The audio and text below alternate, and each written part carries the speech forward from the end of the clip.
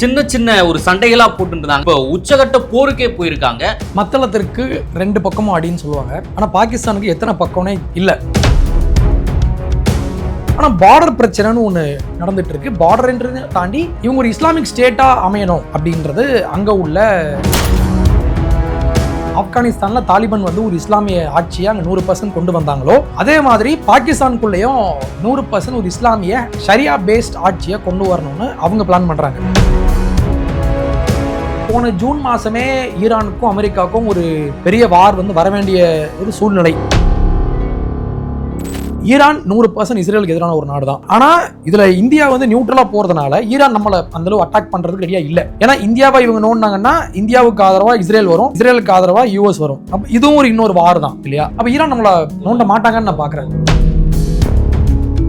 இவங்க இப்படி பேசுற டைம்ல அங்க உள்நாட்டு ப்ராட்டஸ்டும் அதிகமாச்சு. 30,000 பீப்புளை வந்து இவங்க இந்தியா வந்து அவங்களுக்கு எதிராக ஐநால போய் பேசாம பின்னால வந்து பேக்ரவுண்ட் சப்போர்ட் கொடுக்குற மாதிரி யூஎஸ் பேசிட்டு இருக்காங்க. அப்ப அப்படி பாக்குறப்போ மிலிட்டரி அட்டாக் ஒன்று பண்றாங்கன்னா அது இஸ்ரேல் அண்ட் யூஎஸ் சேர்ந்து பண்ணுவாங்க. இந்தியா பேக்ல இருந்து அவங்களுக்கு மாரல் சப்போர்ட் பண்ணுவாங்க. ரெஃப்ளெக்ட் நேயர்களுக்கு வணக்கம். இன்று நாம் சந்திக்க இருக்கக்கூடிய சிறப்பு விருந்தினர் கெவின் பால் அவர்கள். சார் வணக்கம் சார். வணக்கம் சார். சார், சின்ன சின்ன ஒரு சண்டைகளா போட்டுருந்தாங்க ஆப்கானிஸ்தானும் பாகிஸ்தானும். இப்போ உச்சகட்ட போருக்கே போயிருக்காங்க. இதனால வந்து மிகப்பெரிய உயிரிழப்புகள் சேதங்கள்லாம் ஏற்பட்டு இருக்கு. இது எப்படி பாக்குறீங்க சார்? மத்தளத்திற்கு 2 பக்கமும் அடின்னு சொல்லுவாங்க. ஆனா பாகிஸ்தானுக்கு எத்தனை பக்கம்னே இல்ல. பாகிஸ்தான் உள்ள போய் பாத்தீங்கன்னா பல பிரிவுகள். அவங்க இங்கிருந்து பிரிஞ்சு போனாங்க. ஒரு நல்ல நாடா அவங்க அமைஞ்சிருக்கலாம். ஆனா பாகிஸ்தானுடைய அரசியல் அமைப்பும் சரி, அங்க உள்ள ராணுவமும் சரி, அங்க உள்ள அரசியல் அமைப்பே ஒரு வித்தியாசமா இருக்கும். உள்ளுக்குள்ள பாத்தீங்கன்னா நிறைய கான்ஃபிளிக்ஸ் நிறைய போயிட்டு இருக்கு. இப்போ ரீசெண்டா இப்போ நம்ம அந்த இன்டர்வியூ பண்றதுக்கு ஒரு 1 hour முன்னால வந்த நியூஸ் என்னன்னா, நேத்து நைட்டு வந்து தாலிபான்ஸ் என்ன பண்ணாங்க, அவங்க பாகிஸ்தானை அடிச்சாங்க. இப்ப திருப்பி பாகிஸ்தான் திருப்பி அடிச்சதுல ஒரு 70 people இறந்ததாக இப்போ ஒரு செய்தி வந்திருக்கு. இந்த 2 நாடுகளுக்குமான என்ன பிரச்சனை, ஆக்சுவலி என்ன பிரச்சனை அப்படின்னு நம்ம பிரீஃபா பார்க்கலாம். ஃபர்ஸ்ட் இதுல நிறைய பிரிவுகள் இருக்கு. ஃபர்ஸ்ட் ஷியா அண்ட் சுன்னி, இந்த 2 பிரிவுகள் இருக்காங்க இல்லையா? ஆனா தாலிபான் பாத்தீங்கன்னா தாலிபானும் சுன்னி தான், பாகிஸ்தான்ல உள்ள மெஜாரிட்டி மக்களும் சுன்னி தான், அவங்களும் சுன்னி தான். அப்போ மத அடிப்படையில இவங்களுக்கு எந்த பிரச்சனையும் இல்லை. ஆனா பார்டர் பிரச்சனைன்னு ஒண்ணு நடந்துட்டு இருக்கு. பார்டர் அப்படின்றதையும் தாண்டி இவங்க ஒரு இஸ்லாமிக் ஸ்டேட்டா அமையணும் அப்படின்றது அங்க உள்ள அடிப்படைவாதிகளுடைய எண்ணம். ஆனா இவங்க என்ன சொல்றாங்க, இல்ல நாங்க பீப்புளால எலக்ட் பண்ணப்பட்ட நாங்க அப்படி போயிடுறோம். இவங்க என்ன சொல்றாங்க, இல்ல நீ ஒரு இஸ்லாமிக் ஸ்டேட் அதை அமைச்சு இஸ்லாமிக் கலிஃபட் அமைக்கணும் அப்படின்றது தாலிபான்ஸுடைய பிளான். இப்ப தாலிபான் பாத்துக்கிட்டீங்கன்னா தாலிபான் ஆப்கானிஸ்தான்ல 100% அவங்க தான் கண்ட்ரோல் பண்றாங்க. அவங்க ஒரு இஸ்லாமிக் ஸ்டேட்டா அங்க அமைச்சிருக்காங்க. ரைட்டா? இப்போ பாகிஸ்தானுக்குள்ள வந்து தெஹ்ரிக் தாலிபான் அப்படின்ற ஒரு அமைப்பு ஒண்ணு உண்டு. அவங்க நோக்கம் என்னன்னா, அவங்க தாலிபான் ஐடியாலஜியை கொண்டவங்க, ஆனா பாகிஸ்தானுக்குள்ள இருக்காங்க. அவங்களுக்கும் என்ன நோக்கம்னா, எப்படி ஆப்கானிஸ்தான்ல தாலிபான் வந்து ஒரு இஸ்லாமிய ஆட்சியை அங்க 100% கொண்டு வந்தாங்களோ அதே மாதிரி பாகிஸ்தானுக்குள்ளேயும் 100% ஒரு இஸ்லாமிய ஷரியா பேஸ்ட் ஆட்சியை கொண்டு வரணும்னு அவங்க பிளான் பண்றாங்க. அப்போ இந்த 2 பேருக்குமான கான்ஃபிளிக்ட் இப்போ அதிகமாகுது. யாருக்கு? பாகிஸ்தான் அரசுக்கும் தெஹ்ரிக் தாலிபான் அப்படின்ற அந்த அமைப்புக்கும், அந்த பயங்கரவாத அமைப்பு. அவங்க என்ன பண்ணாங்க, அவங்க தான் இப்ப உள்ளுக்குள்ள இருந்து பிரச்சனை பண்றாங்க. இப்ப பாகிஸ்தானுக்கு இவங்க மேல என்ன கோவம், ஆப்கானிஸ்தான் மேல இப்ப என்ன கோவம்னா, தாலிபான் என்ற அமைப்புக்கு ஆயுதம் கொடுத்து பாகிஸ்தானுக்குள்ள கலவரத்தை இவங்க தூண்டுறாங்க அப்படின்ற ஒரு அக்யூசேஷனை பாகிஸ்தான் வைக்கிறாங்க. அப்ப பாகிஸ்தான் டைரக்டா யார் அடிக்கிறாங்கன்னா தாலிபான்ஸ் அடிக்கிறாங்க. இதான் இப்போதைக்கு உள்ள அடிப்படை பிரச்சனை. தாலிபானை தூண்டி விடுறதே இந்தியா தான் அப்படின்ற போல அங்க இருக்கக்கூடிய பாதுகாப்புத்துறை அமைச்சர் கவாஜா ஆசிஃபும் ஒரு குற்றச்சாட்டு வைக்கிறார். அவங்க பேசுவாங்க, அவங்க வந்து இந்தியாவை நோன்றதான் அவங்க வேலையே. ஆக்சுவலி அவங்களுக்குள்ள இருக்கிற பிரச்சனைன்றது நிறைய பிரச்சனை. பலுச்சிஸ்தான் பிரச்சனை ப்ராப்ளம் போயிட்டு இருக்கு. ஆனா இப்ப தாலிபானும் இந்தியாவும் ஒரு நல்ல ஒரு ரிலேஷன்ஷிப் வந்து மெயின்டைன் பண்றதுனால வெளியுறவுத்துறை அமைச்சரும் நன்மையில வந்து போயிருந்தாரா, இதனால இவங்களுக்கு பழி போடுறதுக்கு ஒரு காரணம் கிடைச்சிருக்கு. இந்தியா மேல பழி போட்டுறலாம் ஈஸியா, பாருங்க இங்க வந்துட்டு போனாங்கன்னு சொல்லி. பட் இந்தியாவுக்கு அவங்க மேல எந்த ஒரு இன்ட்ரெஸ்டும் இல்ல. ஃபர்ஸ்ட் ஆஃப் ஆல் ஏன்னா பாகிஸ்தானுக்கும் இந்தியாவுக்கும் எந்த ஒரு இன்ட்ரெஸ்டும் இல்ல. தாலிபான் கூட அவங்க ஒரு நல்ல உறவை மெயின்டைன் பண்ணணும்னு சொல்லி பாக்குறாங்க. அதுக்கு என்ன காரணம்னா, இப்போ Soviet and US backed governance அவங்க என்ன பண்ணாங்க, 21க்கு முன்னால அவங்க தான் ஆட்சி பண்ணிட்டு இருந்தாங்க, அந்த வார் ஆன் டெரர் அப்படின்ற பெயர்ல. அப்ப அமெரிக்கா வந்து 100% ஆப்கானுக்கு ஆதரவா இருந்தப்போ பாகிஸ்தான் தாலிபானுக்கு ஆதரவா இருந்தாங்க. ஏன்னா ஒரு அமெரிக்க அரசு, ஃபாரின் கவர்மெண்ட் வந்து ஆப்கான் உள்ள உட்கார்ந்துருக்காங்கன்ற அந்த ஒரு கோவத்துல பாகிஸ்தான் சப்போர்ட்டட் தாலிபான்ஸ். அப்போ 21க்கு அப்புறம் தாலிபான் அரசு அமைஞ்சதுக்கு அப்புறம் பாகிஸ்தான் என்ன வந்து எதிர்பார்த்தாங்கன்னா தாலிபான் நம்மள ஆதரிப்பாங்கன்னு எதிர்பார்த்தாங்க. ஆனா தாலிபான்ஸ் உங்களுக்கு தெரியும், அவங்க என்னதான் பேசியிருந்தாலுமே அவங்களுடைய அமைப்புன்றது ஒரு இஸ்லாமிக் ஸ்டேட் அமைப்பு, ஷரியாவை ஃபாலோ பண்ற ஒரு அமைப்பு.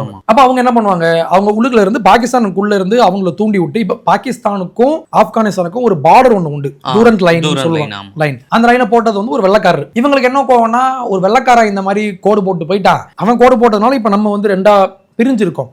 இப்போ பாகிஸ்தானையும் நம்ம ஒரு இஸ்லாமிக் ஸ்டேட்டா மாத்தணும் அப்படின்ற ஒரு விருப்பத்தை இவங்க பண்றாங்க. இதுக்கு பாகிஸ்தான் ஒத்துக்கல. ஏன்னா பாகிஸ்தான் இப்படி போயிட்டாங்கன்னா சீனாவுடைய ஆதரவு பாகிஸ்தானுக்கு போயிடும். சீனாவுடைய ஒரு பார்டர் வந்து பாகிஸ்தான் கூட ஷேர் பண்றதுனால இவங்க என்ன சொல்றாங்க, அப்படி போக வேண்டாம்ன்றது சீனாவுடைய விருப்பம்.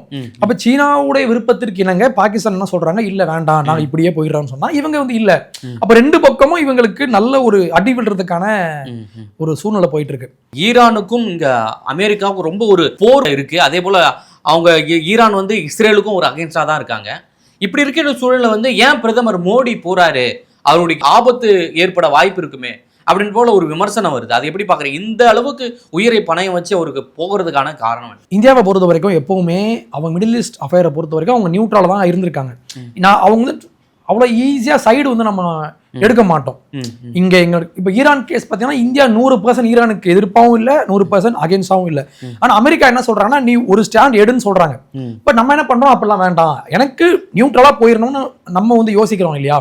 சோ அப்படி பாக்குறப்போ போன ஜூன் மாசமே ஈரானுக்கும் அமெரிக்காவுக்கும் ஒரு பெரிய வார் வந்து வர வேண்டிய ஒரு சூழ்நிலை. இவங்க போயிட்டு அந்த B-12 எடுத்துட்டு போயிட்டு அடிச்சாங்க இல்லையா, நியூக்ளியர் சைட் அடிச்சாங்க, 3 சைட்ஸ் நினைக்கிறேன் அடிச்சாங்க. அப்பயே வார் வந்திருக்கணும், ஆனா வார் வரல. இப்போ அகைன் US அண்ட் ஈரான் வந்து பேசிட்டு இருக்காங்க.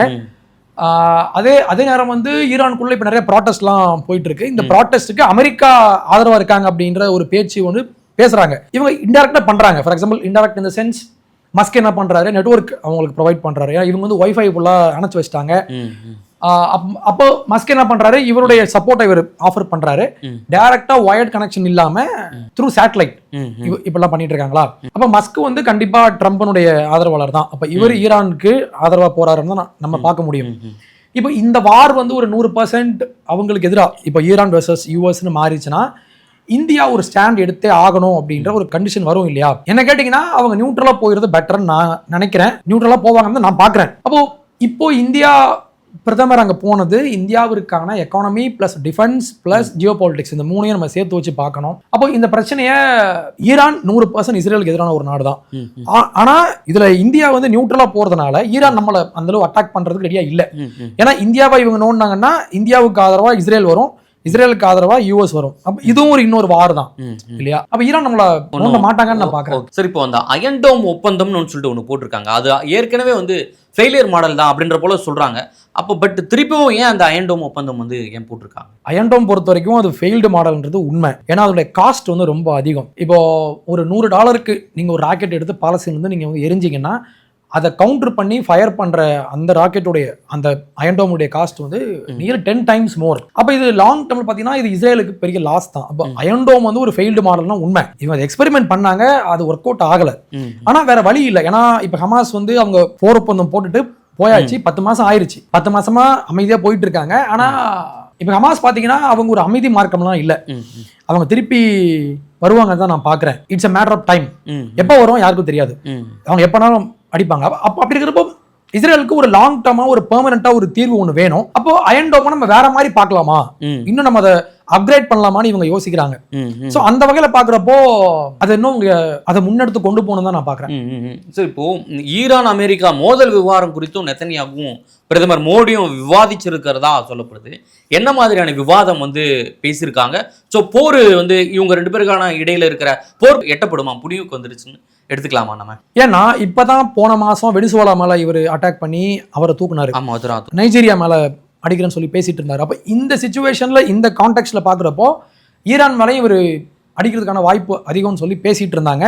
அதே டைம்ல இவங்க இப்படி பேசுற டைம்ல அங்க உள்நாட்டு ப்ராட்டஸ்டும் அதிகமாச்சு. 30,000 பீப்புளை வந்து இவங்க கொன்னதாக பேசுறாங்க. அப்போ இந்த டைம்ல தான் இப்போ அந்த மன்னர் இருக்கார் இல்லையா, ஷா பால்வி, இதுக்கு முன்னாள் அந்த மன்னருடைய பையன், அவரு ஸ்ட்ராங் யூஎஸ் சப்போர்ட் அப்போ அவரை கொண்டு வந்து ஆட்சியில உட்கார வச்சு ஈரான்ல யூஎஸ் சப்போர்ட்டட் ஒரு கவர்மெண்ட்டை அமைக்கணும்னு சொல்லி அமெரிக்கா முயற்சி பண்றாங்க. இதை பண்ணணும்னா எக்ஸிஸ்டிங் கவர்மெண்ட்டை அப்புறப்படுத்தணும் இல்லையா?